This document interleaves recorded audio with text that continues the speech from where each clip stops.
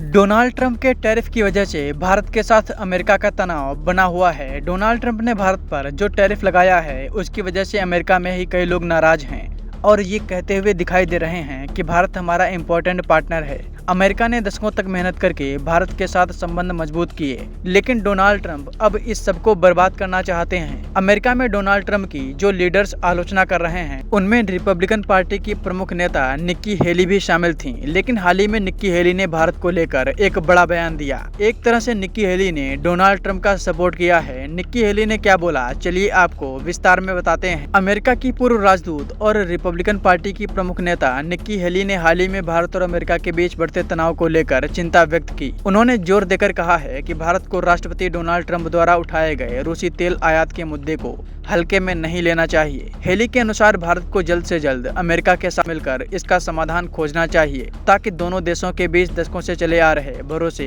और सहयोग को कोई नुकसान न पहुंचे। हेली ने सोशल मीडिया प्लेटफॉर्म एक्स पर एक पोस्ट के जरिए कहा, भारत को रूसी तेल के मुद्दे पर ट्रंप की बात को गंभीरता से लेना चाहिए और व्हाइट हाउस के साथ मिलकर इसका समाधान तलाशना चाहिए। जितनी जल्दी हो सके उतना बेहतर होगा। दुनिया के दो सबसे बड़े लोकतंत्रों के बीच दशकों की दोस्ती और सद्भावना मौजूद तनाव से आगे बढ़ने की मजबूत नींव देती है। व्यापारिक मतभेद और रूसी तेल आयात जैसे मुद्दों पर कठिन बातचीत जरूरी है, लेकिन हमें इस बात को नहीं भूलना चाहिए कि सबसे अहम हमारे साझा लक्ष्य हैं। चीन का सामना करने के लिए अमेरिका के पास भारत के रूप में एक दोस्त होना चाहिए। भारत और अमेरिका के बीच चल रहे तनाव को लेकर विदेशी मामलों के जानकार रुबिंदर सचदेवा का भी बयान सामने आया है। उन्होंने क्या कहा है, आइए आपको सुनवाते हैं।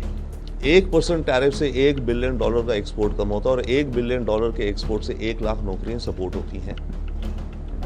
तो टैरिफ से हमें नुकसान होगा। मॉरल ये है कि भारत को तैयारी करनी चाहिए और कर रहे हैं हम, हमारी सरकार बहुत एक्टिवली, और हमारी इंडस्ट्री भी, उनको भी दूसरी मार्केट्स ढूंढो, अपने दूसरे एक्सपोर्ट्स बढ़ाओ। पर इतनी जल्दी बढ़ नहीं पाएंगे, पर पूरा प्रयास देश के बाहर करो एक्सपोर्ट्स बढ़ाने का, और देश के अंदर अपनी मैन्युफैक्चरिंग क्वालिटी इंप्रूव करो। हमारी इंडस्ट्री को डोमेस्टिक क्वालिटी भी इंप्रूव करनी है, हमें वर्ल्ड क्लास प्रोडक्ट्स बनाने चाहिए।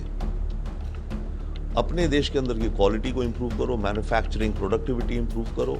और मेरा तो यहाँ तक कहना है कि 1 साल के लिए इकोनॉमिक इमरजेंसी मान करके हफ्ते में 6 दिन काम करो।